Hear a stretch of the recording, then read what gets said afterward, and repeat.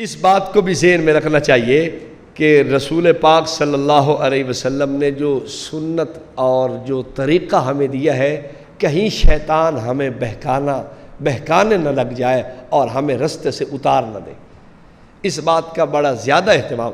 سنت طریقہ سمجھانے کے لیے میں نے یہ چند ایک مثالیں آپ کی خدمت میں رکھی ہیں۔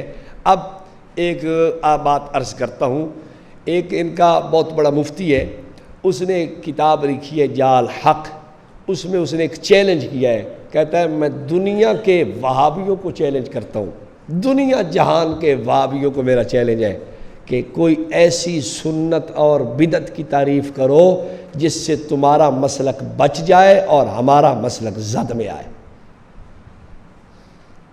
میں نے اس کو پھر تعریف کیا ہے اور میں نے کہا ہے کہ میں اب تعریف کر رہا ہوں، اگر تمہارے کسی چیلے میں ضرورت ہو اس کو توڑ کے دکھائے۔ پھر جیسا چیلنج اس نے کیا تھا ہم نے بھی ویسا چیلنج ٹکا کے پھر لکھا بھی ہے، صرف سنایا نہیں، لکھا ہے۔ ہماری کتاب دست و گریباں کی 3 جلد میں چھپ چکا ہے، آپ اس کا ملاحظہ فرمائیں اور اس کو دیکھیں۔ مجھے ابھی بیان کرنے کی ضرورت نہیں ہے، اس لیے کہ وہاں لکھا ہوا موجود ہے، آپ حضرات اس کا مطالعہ فرمائیں اور انشاءاللہ آپ کو فائدہ ہوگا۔ 2-3 دلیلیں ان کی ہیں، وہ بھی آپ عوامی ذہن سے اس کو حل کر سکتے ہیں، عوامی جواب دے سکتے ہیں۔ ایک روایت وہ کہتے ہیں بھائی من سن سنتن حسنتن فلہ اجرھا واجر من عمل بہا، جو اچھا طریقہ چالو کرتا ہے اس کو اس کا اجر ملتا ہے، پچھلے سارے کرنے والوں کو اجر ملتا ہے۔ تو جب حضور فرما رہے ہیں کہ نیک طریقہ چالو کر سکتے ہو تو پھر تمہیں کیا ضرورت ہے روکنے کی؟ تو بس یاد رکھے کہ نیک طریقہ اگر چالو کر سکتے ہیں تو یہ 10 مرتبہ درود شریف پڑھنے والے کو اجازت دے دینی چاہیے نا، جو اتحیات کے بعد دوسری رکعت میں درود پڑھنا چاہتا ہے اجازت ہونی چاہیے نا، جو اذان میں کہتا ہے اشہد ان امیر المومنین و امام المتقین ابا بکر الصدیق خلیفۃ بلا فصل، اس کو بھی اجازت ہو جانی چاہیے نا۔ جو ایک آدمی کہتا ہے لا الہ الا اللہ محمد الرسول اللہ، نماز کے آخر میں الا اللہ پہ ختم نہیں کرتا بلکہ محمد الرسول اللہ کا جملہ ساتھ ملاتا، کہتے ہیں کیسا جو خوبصورت جملہ ہے، سرکار کا نام بھی ہے، رسالت بھی ہے، خدا کا نام بھی ہے، خوبصورت جملہ ہے، لہذا بڑھا دینا چاہیے، کیا حرج کی بات ہے؟ مولوی صاحب کو منع کیا ہے کہیں قرآن نے، حدیث نے منع کیا؟ نہیں جی منع تو نہیں کیا۔ پھر میں شروع کرتا ہوں، من سن سنتا حسنتا فلہ اجرھا واجر من عمل بہا، بہت اچھا کام ہے یار، اس جملے سے بہتر جملہ کوئی ہو سکتا ہے؟ تو کیا اس کو اجازت ہو جائے گی؟ اب ہمیں انتظار رہے گا کہ کب مساجد سے محمد الرسول اللہ والی اذان کی صدا آتی ہے، آخر میں لا الہ الا اللہ محمد الرسول اللہ، کب مؤذن کہتا ہے؟ اگر نہیں تو کیوں؟ یا کہیں کہ غلط ہے یا شروع کریں؟ غلط تو کہیں گے، شروع نہیں کرتے۔ بھائی منع دکھاؤ، پھر من سن سنتن حسنتن کے کیا خلاف ہے؟ اصل بات یہ ہے، یہ روایت مشکات شریف کے اندر پوری موجود ہے۔ ہوا کیا، کچھ لوگ آئے، غریب لوگ تھے، فقیر آدمی تھے، نبی پاک صلی اللہ علیہ وسلم نے ترغیب دی صحابہ کو کہ ان کا تعاون فرماؤ، کپڑوں کے ساتھ، مال کے ساتھ، کھانے کے ساتھ، چیزوں کے ساتھ ان کا تعاون کرو۔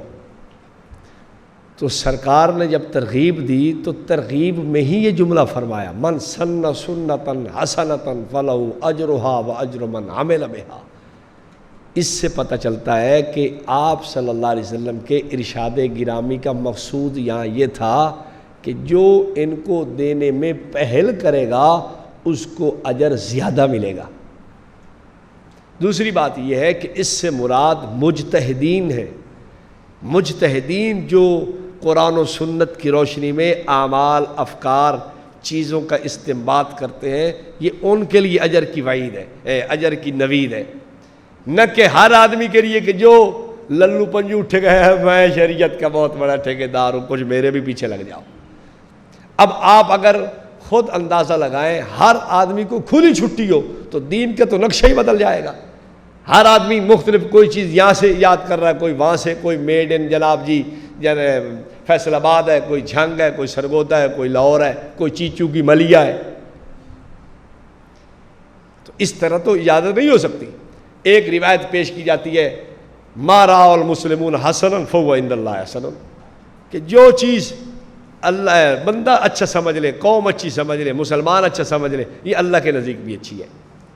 بھائی روایت کا پورا ٹکڑا ہے فما رأى المؤمنون قبیحا فهو عند اللہ قبیح، جس کو مسلمان برا سمجھے خدا کے یہاں بھی بری ہے. اور اگر تم نے ان رسومات کو اچھا سمجھا ہے تو ایک جمع غفیر اہل اسلام کا ان رسومات کو برا سمجھتا ہے، تو پھر آپ مجھے بتائیں آدھی یہ حدیث تیرے حق میں ہے، آدھی میرے حق میں ہے، میرے خلاف کیسے پیش کرتا ہے تو؟ ہم اس کو برا سمجھتے ہیں یا نہیں سمجھتے؟ ان رسموں کو، رواجوں کو، ان بدعات کو، خرافات کو، وہ جو شیطان نے ایک پروگرام ترتیب دیا تھا مسلمانوں کو خراب کرنے کا، ہم اس شیطانی سوچ کے مخالف ہیں. ہمارا تو دشمن ہے، دشمن بنائیں گے اسے، دشمن سمجھیں گے. یہ الگ بات ہے کہ گالی اسے نہیں دیتے شیطان کو، اس لیے کہ وہ ہو سکتا ہے کسی کا محبوب ہو، لوگ اس کو اچھا سمجھتے ہو، لوگوں کے نزدیک وہ بڑا متقی ہو. اعلیٰ حضرت کی کتاب ملفوظات میں لکھا ہے کہ شیطان نماز بھی پڑھتا ہے اور شیطان توبہ استغفار بھی کرتا ہے. شیطان بیچارہ نمازی بھی ہے، پرہیزگار بھی ہے، نماز پڑھتا ہے اور نماز پڑھنے کے بعد وہ پھر اللہ سے کہتا ہے اللہ مجھے بخشش، میں بخشش کے طلبگار ہوں. وہ بیچارہ اتنا نیک آدمی ہے، کسی کو ہو سکتا ہے تکلیف ہو، ہم اسے برا نہیں کہتے. ہمارا اس کے مسئلے سے اختلاف ہو سکتا ہے شیطان سے، شیطان کی ذات سے ہمیں جناب جی کوئی اس سے گالیاں دینے کی ضرورت نہیں ہے، اسے برا بھلا کہنے کی ضرورت، اس کے مسائل سے اختلاف ہے، ٹھیک ہے. کسی ولا تسبوا الذین یدعون من دون اللہ فیسبوا اللہ عدوا بغیر علم، ہم کیوں کسی کے محبوب کو برا کہیں؟ ہم نہیں کہتے. ٹھیک ہے بات، یہ غلط ہے. وہ کہیں کہ تم نے ہمارے محبوب کو گالی دی، ہم تمہارے محبوب کو گالی دیں گے. نہ بھائی نہ، ہم نہیں دیتے گالی. شیطان تمہارا بڑا ہے، پیشوا ہو، پیر ہو، کوئی حرج نہیں. پیر بنانے میں تو اجازت ہے نا، ہر آدمی کو اجازت ہے کہ وہ اپنی سوچ سمجھ سے پیر کسی کو ترتیب دے، ہو سکتا ہے، تو ہمیں تو پریشانی نہیں ہے. ویسے بھی کتابوں میں لکھا ہے کہ من لم یکن لہ استاذ فشیخہ الشیطان. اعلیٰ حضرت کی اپنی کتاب ہے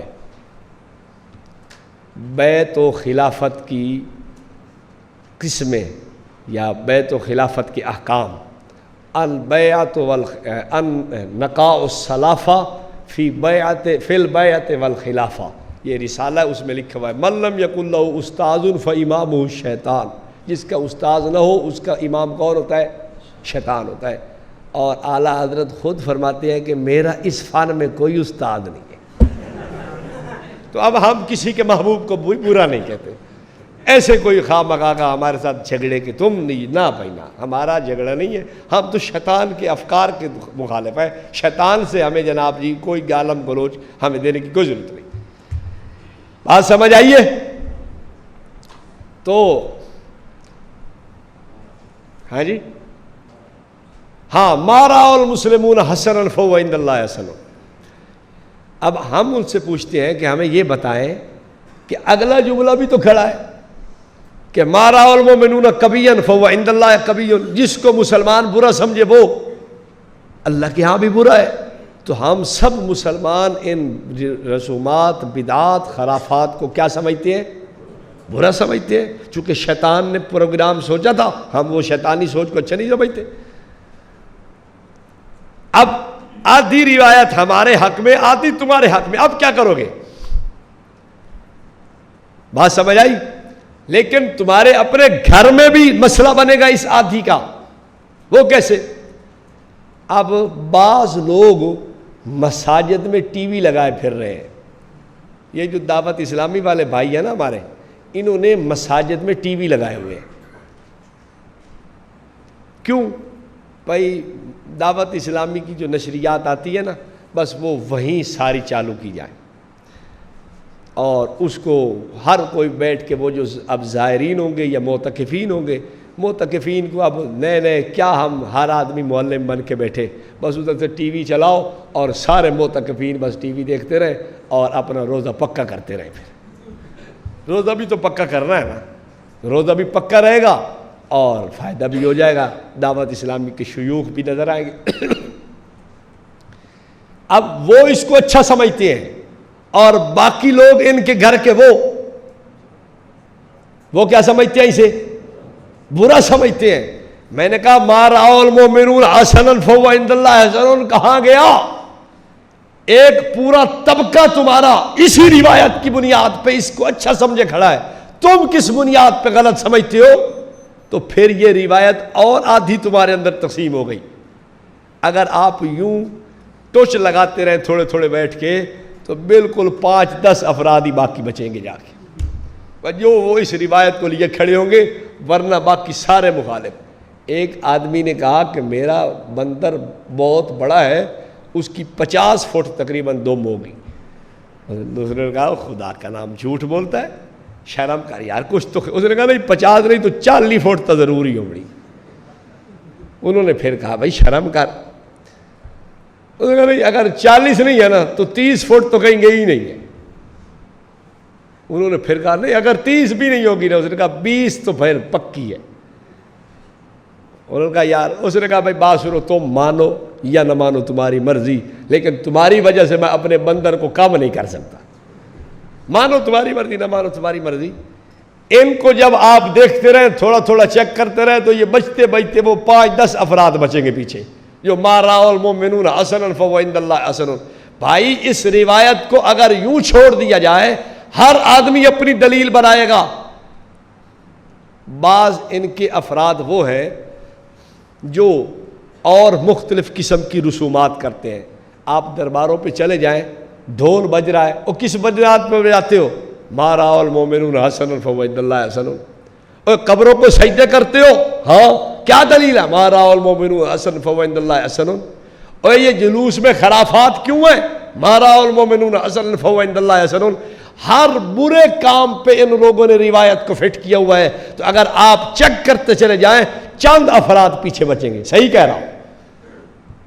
تو پھر اس روایت کا اب صحیح مفہوم کیا ہے وہ عرض کرتا ہوں۔ صحیح مفہوم فقہاء ہے، صحیح مفہوم صحابہ ہے، صحیح مفہوم مجتہدین ہے۔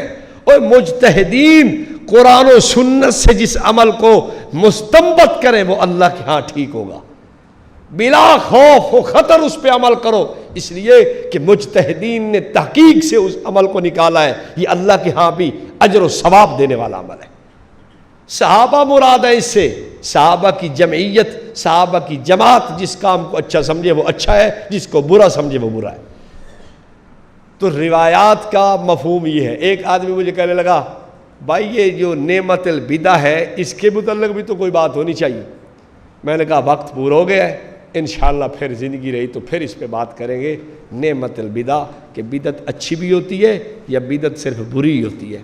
اس پر تفصیلی کلام فائل کے اندر موجود ہے۔